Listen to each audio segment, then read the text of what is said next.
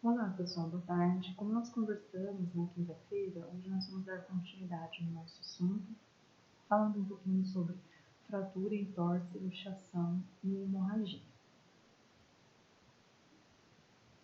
O que são fraturas? Fraturas podem ser definidas como uma ruptura parcial ou total do osso e pode ser classificada em aberta ou fechada, de acordo com o lesionamento da pele ou não. O que é uma fratura aberta ou exposta? É aquela onde eu visualizo não só o extravasamento de sangue, mas também como a exposição óssea. Nesta situação, nós observamos aqui na figura uma exposição óssea bastante grande, onde quando eu chego lá para realizar o atendimento, eu não devo recolocar, nem tentar recolocar esses ossos para dentro, e sim o que eu devo fazer é colocar uma bandagem para proteger, uma compressa para proteger, uma tala moldável que nós vamos colocar sobre a perna do paciente e vamos imobilizar com a atadura que vai começar a ser passada aqui pela planta do pé, deixando os dedos expostos para que eu possa visualizar a perfusão capilar. E vamos passar a atadura em torno do membro após ter colocado a bandagem para proteção, porém sem comprimir, somente para que a tala, que vai pegar desde a articulação do tornozelo até logo acima da articulação do joelho, ela possa ser envolvida pela atadura de forma que esse membro fique firme e não tenha perigo de sofrer nenhum dano maior durante o transporte, né? Nenhum dano maior do que esse que já ocorreu ali mediante aquela fratura, tá certo? E sempre que eu tenho uma fratura exposta, eu preciso estar atento aos sinais vitais. Por que aos sinais vitais? Porque um paciente pode entrar no estado de choque. Uma vez que eu tenho uma ruptura de tecido, né, de pele, de músculo, de osso, de tendão, de vasos sanguíneos, eu consequentemente vou ter uma diminuição do fluxo sanguíneo. Essa diminuição do fluxo sanguíneo pode levar à falta de oxigênio no cérebro, nos pulmões e causar, dependendo da extensão, da quantidade de extravasamento de sangue, até mesmo levar esse paciente para um quadro de uma parada cardiorrespiratória. Então, é necessário remover o mais rápido possível esse paciente daquele local, né, de onde foi chamada a remoção, para o hospital mais próximo. E quando ele dá entrada no hospital, também já é necessária a aferição dos sinais vitais, à medida que o médico começa a atender, já funcionar um bom acesso venoso calibroso para repor volume sanguíneo. Por quê? Porque a perda de sangue pode ser muito grande e fazer com que esse paciente entre em estado de choque. Outro motivo que eu não devo tentar realinhar esse osso, colocar para dentro, alguma coisa do gênero, porque à medida que se rompeu, ao mesmo tempo que se rompeu, às vezes esse osso, um vaso foi rompido, mas de alguma forma esse osso está estancando aquele vaso rompido. Então, se eu mexer, de repente, aquele fluxo sanguíneo que ainda estava sendo contido, de repente ele vai aumentar por um extravasamento de fluxo sanguíneo maior, uma hemorragia externa maior, proporcionando um estado de choque mais rapidamente. Então, por isso é importante não mexer, né, na exposição da lesão, e sim proteger, imobilizar e remover. Isso, né, falando aqui da fratura exposta ou aberta.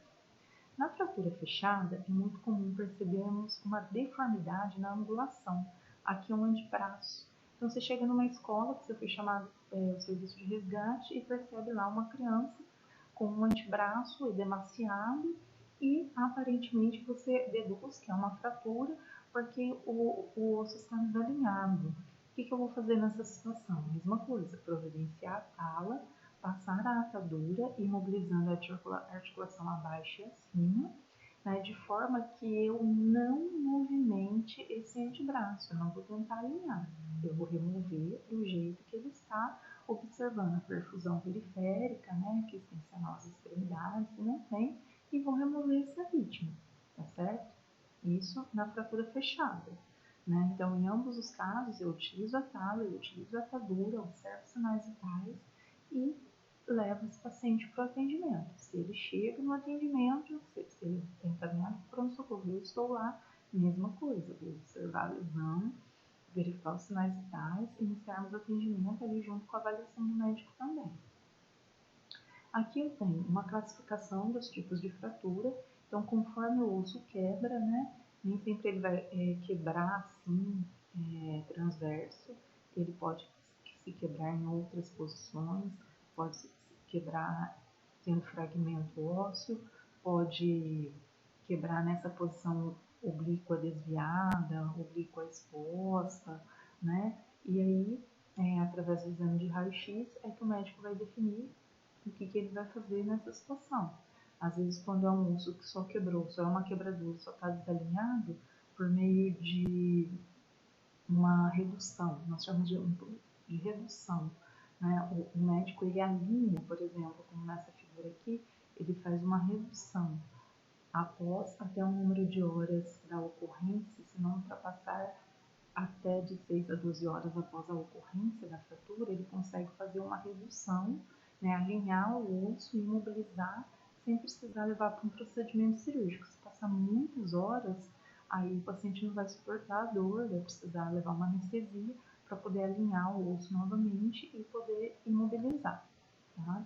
Então, aqui nós temos a classificação das fraturas de acordo com o jeito, né, que ocorre a fratura no osso.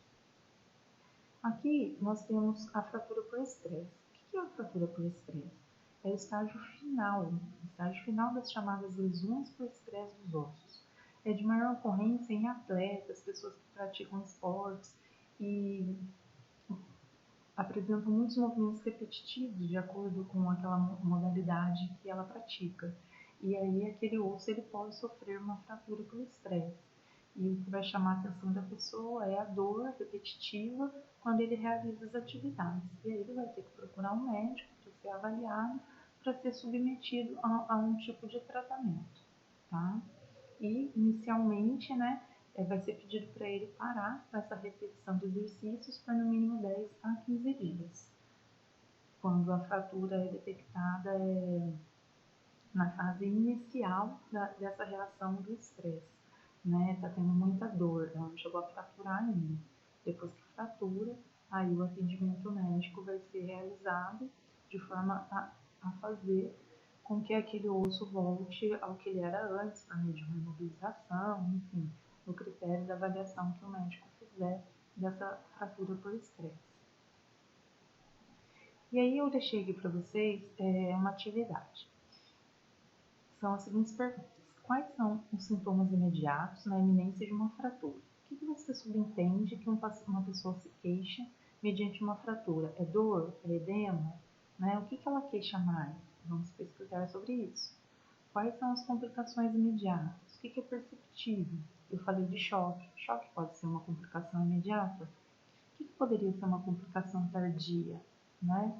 Um osso que de repente não consegue ser reabilitado por meio do processo de imobilização, né? Vai ter que ser submetido a uma cirurgia, colocar algum tipo de pino, de placa, para que ele volte à sua posição anterior. O que poderia ser uma complicação tardia? Vamos pesquisar sobre isso e discutir na próxima aula, tá bom? E aqui os cuidados de enfermagem no atendimento à fratura.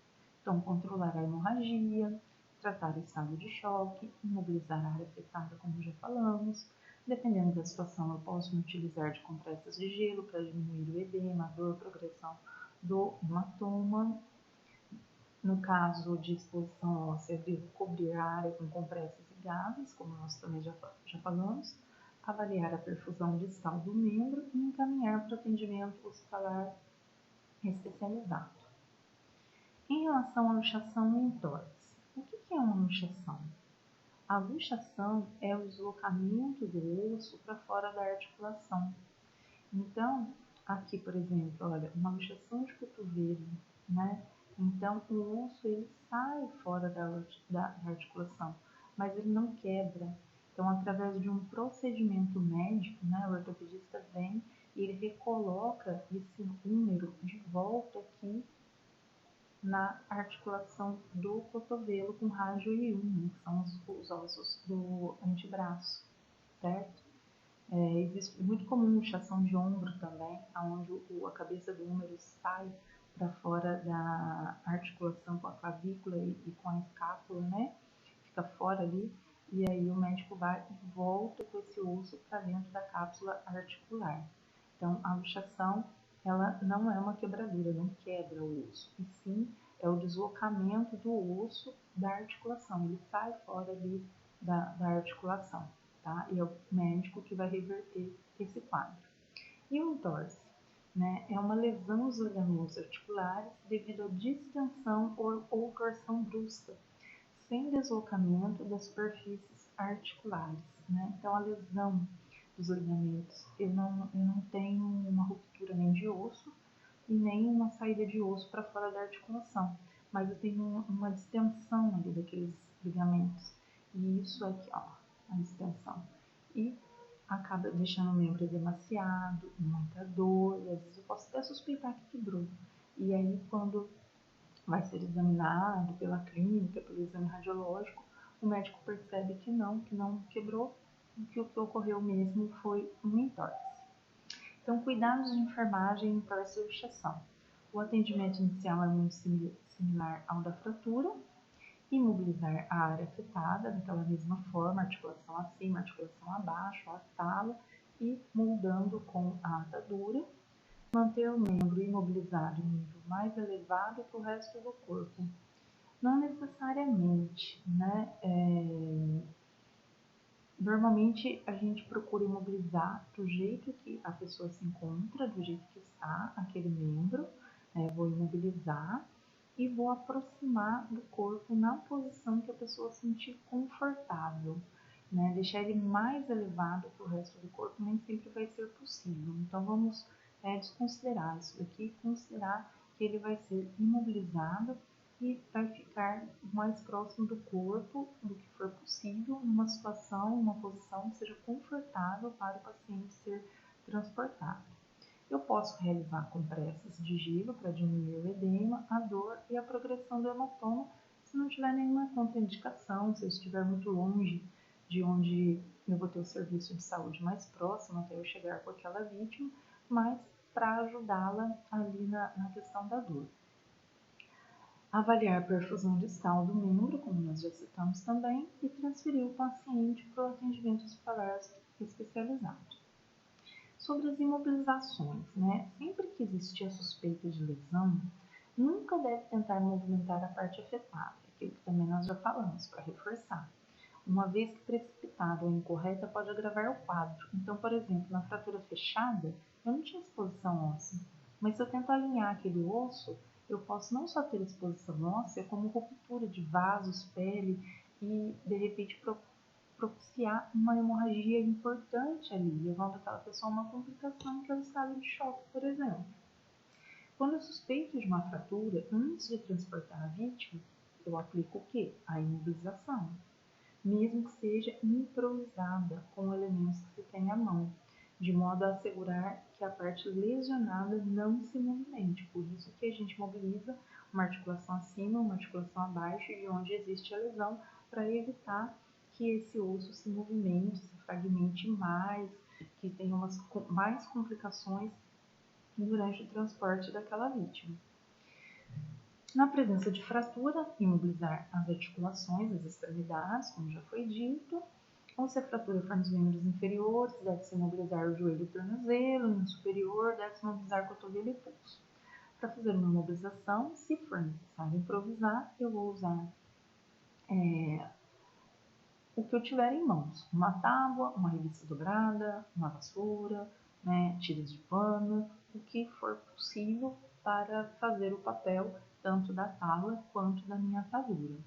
O comprimento da tala, ele ultrapassa da articulação, né, para que realmente ele vá pegar ali, vamos supor, acima do joelho, abaixo do tornozelo, para que eu possa imobilizar com a atadura e fazer com que aquela fratura não se movimente até chegar o local para a vítima ser atendida. Ao imobilizar braços e pernas, deve-se deixar os dedos visíveis, como a gente já disse também, para que eu possa perceber a perfusão capilar, né? E ele fala aqui que ao passo que os membros estiverem demasiados ou com hematomas, as tiras deverão estar mais frouxas, né? Assim, frouxas, mas não totalmente soltas também, porque eu preciso manter aquela articulação sem movimentação, até eu chegar no serviço de atendimento. Então, eu preciso muitas vezes ir acompanhando a vítima ali do lado dela e mantendo essa observação constante. E não esquecendo nunca de nunca fixar no local da fratura, né? O que é isso? À medida que eu faço a atadura, eu passei a atadura, fixei direitinho, coloquei a fita e observar. Eu não posso pegar a pessoa com aquela fratura e não fazer nada, não imobilizar, não colocar atadura, não colocar tala. Se eu não tenho nada, também não improvisei nada e pego do jeito que tá e coloco no carro e vou levando, batendo, socando para todo lado, que eu vou acabar piorando, complicando a situação daquela fratura. Em caso de fratura de punho, antebraço, cotovelo, costela ou clavícula, uma tipóia pode ser confeccionada com um pedaço grande de tecido com as pontas presas ao redor do pescoço. Contudo, somente pode ser usado se o braço ferido puder ser flexionado, sem dor, ou seja, estiver nessa posição. A gente vai mostrar na figura a seguir. Na fratura de fêmur e de pelve, deve-se imobilizar totalmente os membros inferiores, incluindo-se a articulação do quadril. Então, vou precisar usar uma tala que chegue praticamente até a cintura do paciente, nas laterais, né, das pernas, para que eu possa passar a atadura em volta do corpo e remover essa vítima. Ele fala para utilizar cobertores, talas rígidas grandes, bandagens triangulares ou tiras de pano para fixação. Cobertor, no caso, se eu não tiver uma prancha, eu posso abrir um cobertor, pegar 2 cabos de vassoura, envolver as pontas do cobertor e criar como se fosse uma prancha, né, para colocar a vítima ali em cima e na lateral das pernas, né, pegando desde a articulação do tornozelo até na articulação do quadril, um pouco acima, quase chegando na cintura, alguma madeira, algum papelão duro, alguma coisa que eu possa me improvisar. Agora, eu tendo a tala, eu vou utilizar a tala, eu vou utilizar a maca, o que já facilita bastante o meu trabalho também. E muito importante, né, no caso de fraturas de pelve e de fêmur com grande hemorragia, deve-se prevenir o estado de choque e priorizar o transporte, né? Então, o que eu tenho que avaliar? Nível de consciência, responsividade, pressão arterial, né, perfusão sanguínea nas extremidades, cianose nas extremidades, sudorese, palidez cutânea, que tudo isso pode estar me levando a um estado de choque. Se eu trabalho no serviço de remoção com a equipe médica junto, se ele está junto comigo, ele provavelmente vai prescrever já ali de imediato, porque a gente já faça a pulsão venosa, já entre com a infusão de líquido, né, com a soroterapia. Se eu não tenho o aporte do médico no momento, eu preciso remover o mais rápido possível para que essa pessoa possa chegar estável, né, lá no hospital. Então, colocando já dentro da ambulância, mobilizada, eu posso colocar oxigênio terapia através de catéter G2 para auxiliar no aporte de oxigênio ali, de repente, porque está tendo um grande extravasamento de sangue e eu sei que vai ter uma grande perda, uma grande deficiência na oxigenação sanguínea. Coloco o oxímetro de pulso para verificando a saturação e vou remover essa vítima. Aqui eu tenho alguns exemplos, né, aqui de uma imobilização, né, de uma fratura de fêmur, né, não de bacia, nem de cabeça, de colo de fêmur, mas pode ser aqui na parte mediana do fêmur, né, então eu imobilizo até na altura aqui do acetábulo, no orifício da pelve aqui, pegando toda a perna, né, até abaixo do pé. Aqui um exemplozinho de um dedo que foi imobilizado por uma fratura e aqui uma bandagem triangular que eu posso até improvisar com tecido também. Como disse lá atrás, se a pessoa tem condições de manter essa posição do braço ela sozinha sem dor, tudo bem. Se ela não tiver, então eu não vou pedir para ela fazer dessa forma, tem que achar outra forma de mobilizar. Se ela já estiver na posição, melhor ainda. Se não tiver, conseguir ficar, tudo bem. Agora, se não conseguir, aí eu não vou poder utilizar essa bandagem. Se ela conseguir ficar, aí eu pego, monto a bandagem e removo. Né? E aqui é um outro exemplo também, de uma fratura, de repente na altura de radiuna, e aí as articulações também imobilizadas para que eu possa realizar a remoção dessa vítima. Na fratura de fêmur, né, como a gente falou aqui ele está dando bem o exemplo que eu falei do cobertor lá atrás. Então, tá vendo? O que é importante eu saber? Que a tala, ela vai pegar toda a lateral, até chegando lá na cintura, que está indo até além. Aí eu vou passando a bandagem ao redor de todo o corpo, para que eu possa transportar essa vítima com segurança, tá? E agora a gente vai falar um pouquinho sobre hemorragia. Ferimentos com hemorragia e objetos encravados. O que é hemorragia? É a perda de sangue do sistema circulatório para dentro das cavidades ou tecidos do próprio organismo, ou para fora dele, devido à laceração ou ruptura de vasos sanguíneos. Ela é interna, quando o sangue extravasa dentro da cavidade, quando não é visível, mas às vezes ela é perceptível, no sentido que de repente uma pessoa chega para você com uma dor abdominal intensa, após ter sofrido, passado por uma briga, uma pancada, uma queda, um acidente automobilístico, e aí ela começa, você apalpa aquele abdômen, ela está apresentando uma distensão abdominal e vai evoluindo com o aumento daquela distensão. Eu posso atentar para algum tipo de ruptura interna, de vaso importante ou de um órgão importante que tem se rompido e está tendo extravasamento de líquido dentro da cavidade abdominal. É um paciente que tem que ser avaliado pelo cirurgião, pelo médico plantonista, por quem tiver de plantão, né? E se necessário, ele vai ser encaminhado ao centro cirúrgico, porque vai ter que abrir aquele abdômen para detectar, para conter, para fazer uma hemostasia daquele sangramento, né? A hemorragia externa, ela é aparentemente mais tranquila porque estou visualizando, mas eu também preciso conhecer a origem, né? Saber da ocorrência, caiu, bateu, machucou, foi pancada, foi acidente, o que houve para eu suspeitar também qual a natureza da ocorrência daquele sangramento externo. É importante também a gente ter esse conhecimento até mesmo para poder tratá-lo.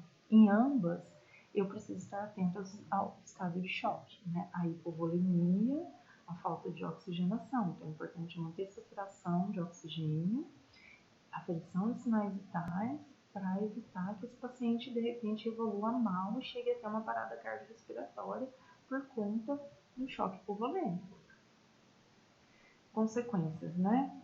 Como eu acabei de dizer, nós temos a consequência mais grave, que é o choque hipovolêmico, e os sinais dele, que é a cianose, sudorese, taquicardia, taquipneia, sede, pulso filiforme, pressão arterial baixa, perfusão capilar lenta ou inexistente, tontura ou perda de consciência. E aqui ele fala assim, que a instabilidade hemodinâmica na vítima de trauma é geralmente ocasionada por uma perda sanguínea significativa, e portanto o socorrista deverá identificar e tratar prontamente a hemorragia externa. Para o doente que apresenta hemorragia interna, nada poderá ser feito no atendimento pré-hospitalar, no sentido de estancar o sangramento. A vítima necessitará ser encaminhada ao hospital de referência, equipado com recursos humanos e materiais, para o controle da hemorragia potencialmente cirúrgico. Então, é um resuminho de tudo aquilo que a gente já vem falando até o momento. Aqui eu tenho um objeto encravado, né? Então, o objeto encravado, ele ocorre por meio de quê? Por meio de uma ferida, né? Por meio de um ferimento. O que é um ferimento? É o rompimento da pele, podendo atingir camadas mais profundas do organismo, órgãos, vasos sanguíneos e outras áreas.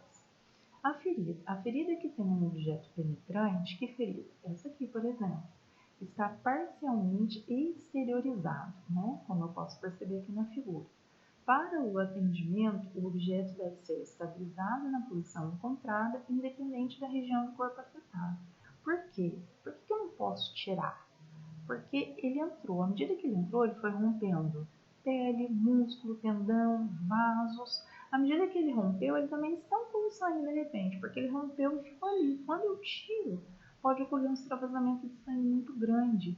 E aí eu vou complicar a vida dessa pessoa. Então, eu iria fazer o quê? Colocar gases ao redor dos orifícios de entrada e saída, passar uma atadura ao redor do pescoço, deixar na posição mais confortável possível e remover. E lá no serviço vai ser submetido a um exame de imagem para ver o que foi atingido, né? E em seguida é encaminhado com certeza para um centro cirúrgico. Vamos lá. Aqui também é bem interessante essa figura, que foi uma situação bem recente que aconteceu. Isso aqui é uma mola daquelas camas elásticas.